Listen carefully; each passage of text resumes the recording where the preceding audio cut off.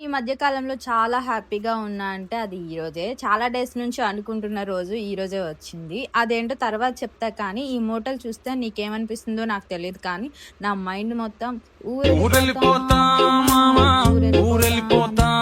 అదే రన్ అవుతుంది. ట్రాలీస్ అయితే కొరియర్ వేయడానికి యాక్సెప్ట్ చేయట్లేదు. అందుకే ఇలా ప్లాన్ చేశా. అసలు ఇంతకు ఎందుకు హ్యాపీగా ఉన్నానో మీకు ఈ పాటికే అర్థమై ఉంటుంది. నేను వైజాగ్ వదిలి మా ఇంటికి వెళ్ళిపోతున్నా. మళ్ళీ కొన్ని మంత్స్ తర్వాత ఎలాగో వస్తా అనుకోండి, అది వేరే విషయం.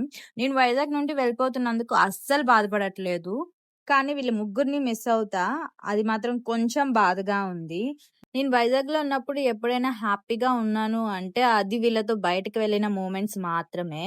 ఎనీవే ఆఫ్టర్ 2 మంత్స్ మళ్ళీ కలుస్తా. So, no worries. Night bus ఎక్కినప్పుడు ఒక 15 మినిట్స్ అయినా క్యాలిక్యులేషన్ చేసి ఉంటా. మార్నింగ్ ఎండ ఎటువైపు వస్తుందో అని. చెప్తే పరువు పోతుందేమో గానీ చాట్‌జీపీటీని కూడా అడిగా. కానీ చాలా పర్ఫెక్ట్‌గా ఎండ ఎటువైపు వస్తుందో అటువైపే కూర్చున్నా. అట్లుంటది మనతోని. ఇంకా నేను ఇంటికొచ్చి రెస్ట్ తీసుకునే లోపే నా లగేజ్ కూడా పార్సెల్ ఇంటికి డెలివరీ అయిపోయింది. ఇంకా అక్కడ ఎలాగో అంతా ప్యాక్ చేయడానికి కష్టపడింది నేనే కాబట్టి ఇంటికొచ్చాక అన్‌ప్యాక్ చేసి మా అమ్మకి ఇచ్చేస్తా. ఇంకా she will take care of it.